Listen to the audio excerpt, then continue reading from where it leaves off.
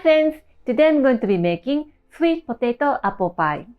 Last week I made caramel apple upside down cake and I have 3 more apples to make another delicious treat for the season.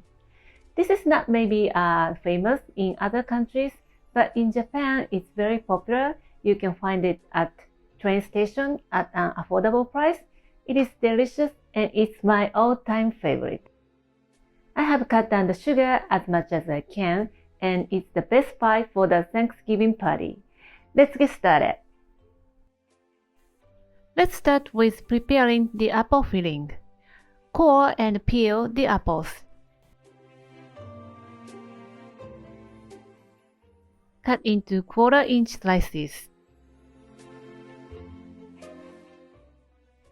Weigh the amount and add 10% of the sugar. Toast to coat so that the moisture comes out from the apple and you can cook the apple with that moisture. We don't want to add any liquid to cook the apple so that your pie will not soggy. Leave it for about 10 minutes until the moisture comes out from the apples.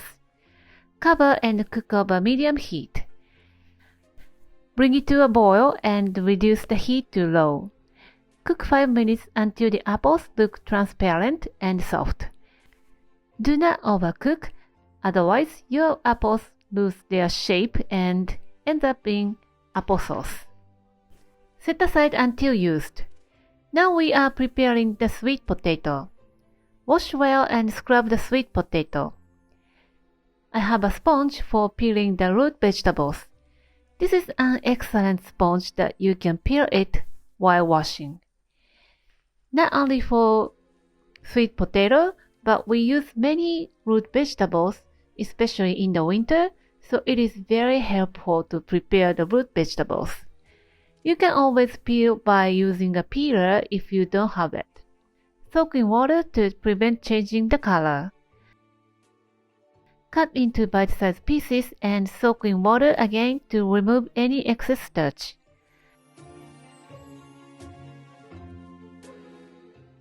Press them in a single layer in the steamer, or you can do it in the microwave and cook until soft.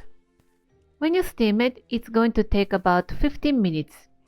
When you do it in the microwave, it's going to take 5 minutes on 600 watt. Weigh and add 10% of the sugar, a pinch of salt, 10 grams of the unsalted butter.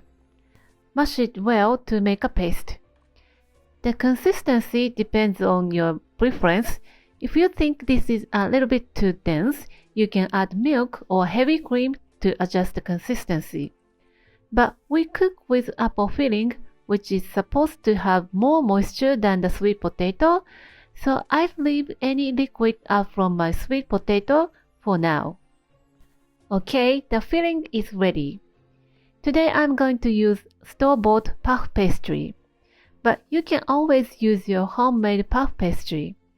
I have a good recipe for you, so go and check that out. Just process in a food processor, fold 2 times and you are ready to go. Let's assemble. We are using a 20 cm pie plate. It is worn out, but it is good to use. You can remove the pie very easily. The frozen puff pastry should be on the counter for at least 30 minutes or until it's flexible, but not too long. Still cold and has its resistance a little bit to it. Take out the frozen puff pastry from the package. We use 2 puff pastries for the 20 cm pie plate. Roll out the pastry to fit the bottom of the plate. It looks a little bit smaller for the mold, but it is just fine. The thickness should be 3 mm.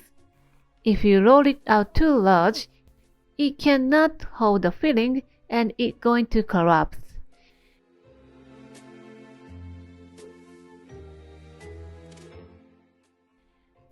The other one should roll out to a 30 by 25 cm rectangle. Cut into 10 strips by using a ruler and a pizza cutter. Maybe you have already seen my apple pie video. I always prepare the top crust beforehand to assemble the pie. Place the strips on top of each other at a 45 degrees angle to make a lovely lattice. You don't want to do it on top of the pie. If you do it on the filling, it's not easy to do. You can do it more manageable and it looks better pie like this.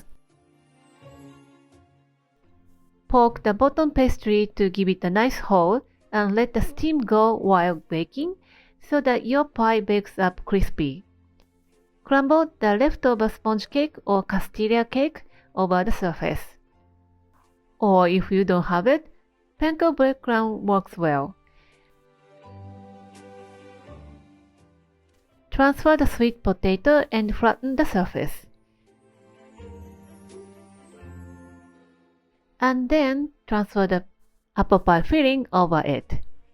If your apple pie filling has excess moisture, the sweet potato soaks up the moisture, so you don't have to worry about that.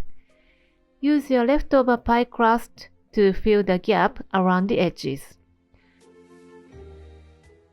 Slide the lattice on top and place it in a nice position.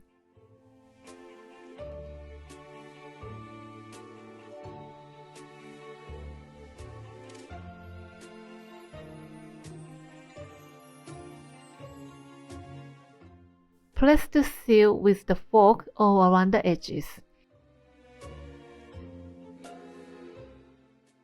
And cut off the excess pastries with your scraper or knife. Keep your leftovers for another usage.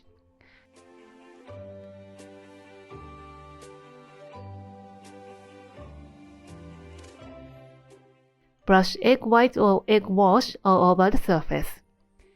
Let it chill in the fridge or freezer while preheating the oven. Preheat the oven for 190 degrees Celsius. Bake it for 30 to 40 minutes or until it gets golden brown like this. Look at that beautiful golden brown. This is the moment that I love. Smells heavenly in my kitchen. Leave it on the wire rack for about 15 to 20 minutes until it's not too hot to touch and slide off onto the wire rack to release the steam. It's not a good idea to take it off soon after baking. There will be a chance to collapse. So wait for 15-20 minutes before you take it out from the mold. If it's not easy to slide out, use a palette knife to help releasing from the bottom. For the finishing touch, brush apricot jam all over the surface. Apple pie and apricot jam should be warm at this point. It's easy to brush if it is warm, and you will get a nice glossy look for the pie. Line aluminum foil or something to catch the dripping apricot jam under the pie. You can skip it, but the apricot jam creates this pie's signature look. And the jam adds the other flavor profile for the pie, making this pie so special. I like having it at room temperature the day it baked, and it's also good chilled in the fridge. You can keep it in the fridge for a couple of days, and you can freeze it for a couple of months. Apple and sweet potato go so well together. The sweetness from the sweet potato and the mild sourness of the apple pie filling just tastes like autumn. It can't go wrong when you put two good things together. You will love it too. Give it a try and let me know how you like it. Thank you for watching the video. Give me a big thumbs up and share the video with your friends and families. And don't forget to subscribe to my channel if you haven't done so already. Follow me on the social media and tag me on your post if you give it a try. And go to my website for the printable recipe and more information. And my store on Amazon has pretty much everything that I'm using in my video. Stay safe and stay healthy, and I will see you soon. Bye!